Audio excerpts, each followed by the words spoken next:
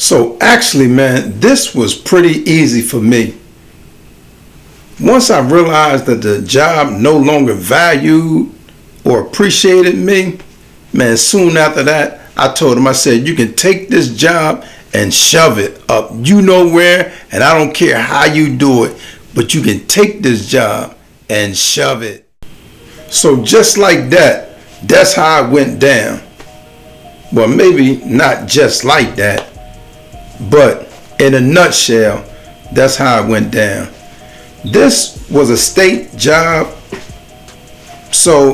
and I do consider myself a professional, so I did put in my 2 weeks notice.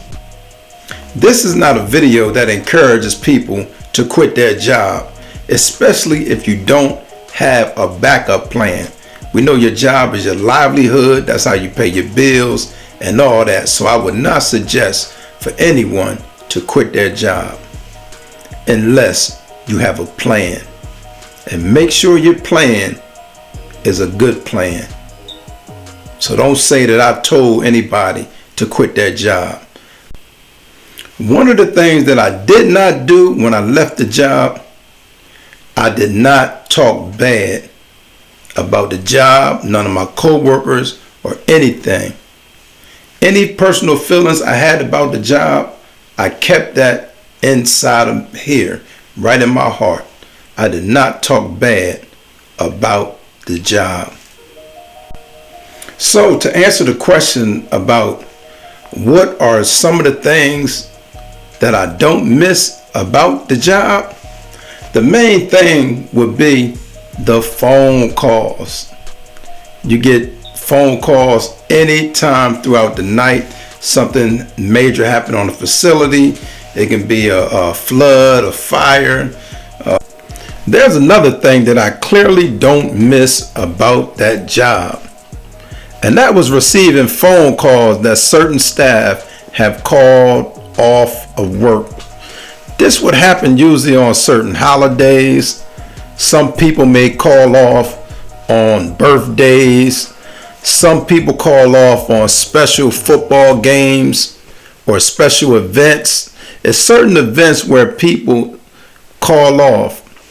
What I used to try to encourage the staff, let us know if it's something that you want to attend so we can try to work it in. Instead of you calling off and getting somebody stuck on their shift where they can't come, leave until we find somebody to relieve them. So that's another thing that I do not miss about the job.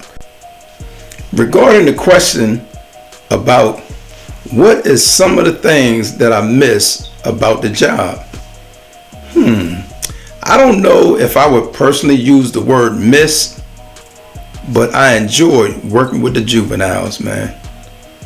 I enjoyed teaching them, helping them, encouraging them, and even dealing with them during difficult times. I had some good co-workers as well. There were some co-workers that we had all right relationships with, but that was just on the job. I really didn't have a relationship with any of them outside of the job. But on the job we had to work together, watch each other back. It's a 24-hour facility, so at the job they do keep data, stats, and all that. And one of the main organizations that oversee that is called PBS, Performance-Based Standards. So I remember, I think we was like number one, and not just in the state, but in the entire country, because they look at your numbers for the fights, assault on staff, assault on student, and they look at the numbers through the paperwork that's in the database. Well, we became number one. We were number one in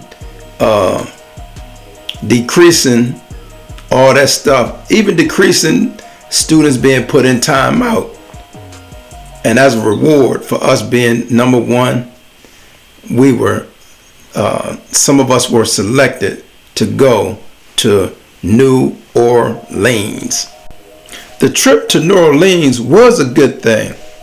It wasn't just all work, though we did have to attend classes from I think like 7 or 8 in the morning to probably about 3, and the rest of the time can be on your own. Like me, I took my wife and my daughter out there, so I made a family trip out of this. But the classes was very informative. I think it was mostly a corrections conference. So though the conference was mainly for adult corrections, there was a few of us from the juvenile corrections.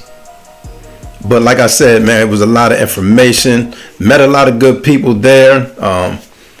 Informative, professional people. So that was a good conference to go to. So each day we were required to attend certain classes, but you get to select the classes because there's so many classes that you cannot attend all of them. And I know, at the conference, we was able to go through the convention center and see like a lot of new technology, man. They had technology that will be able to detect drones that try to fly over facilities and drop off drugs. Man, they had all kind of stuff. They had a lot of new technology there. So it was real informative. I was very appreciative of that trip. Like I said, I took my family, kind of made a vacation of it. So even though it was halfway work, while we was learning new stuff and interacting with other facilities, people from other facilities, that was a good thing.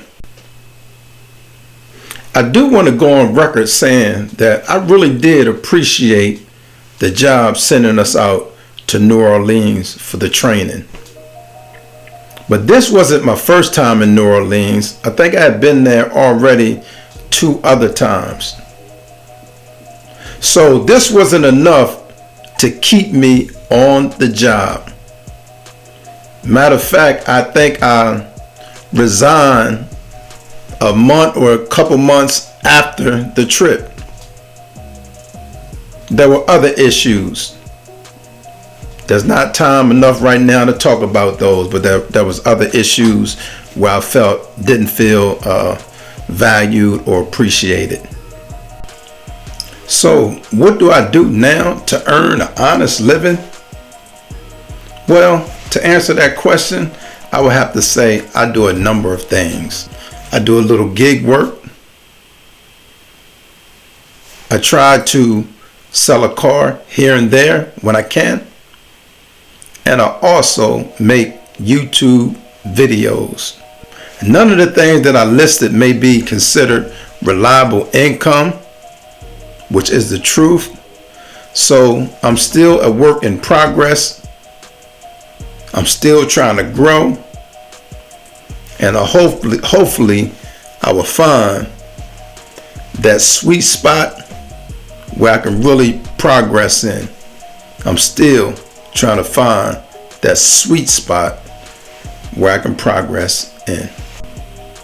In addition to making YouTube videos, man, I'm hoping and praying that my podcast can grow.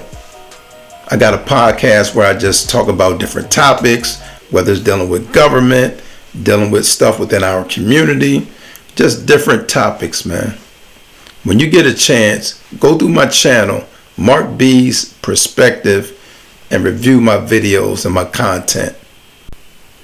It's one thing to say that you want to bet on you, believe in yourself, and make this happen, pursue your dreams. But the reality is that takes hard work.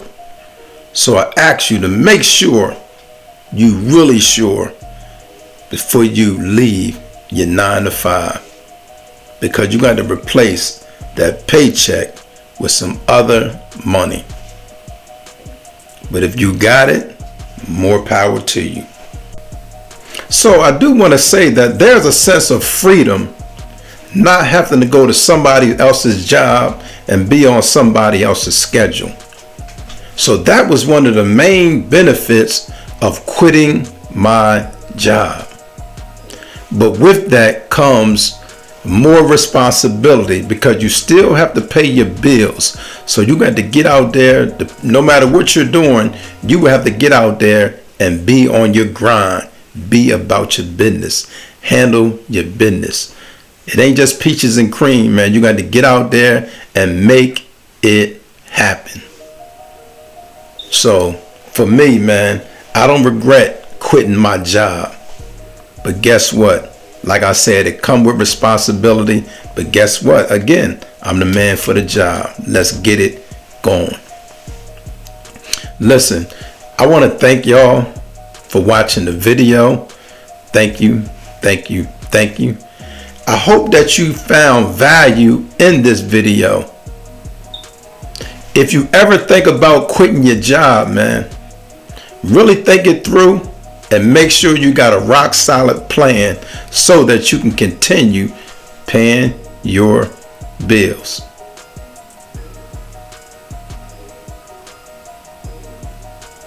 Like I said, I hope that you found value in this video. If you did find value in this video, I ask that you subscribe to the channel, hit the notification bell so you can be notified anytime I make a video. Listen, man, until next time, first of all, I want to say I wish y'all the best. Wish y'all great success in whatever your endeavors, whatever you pursue. I wish you success.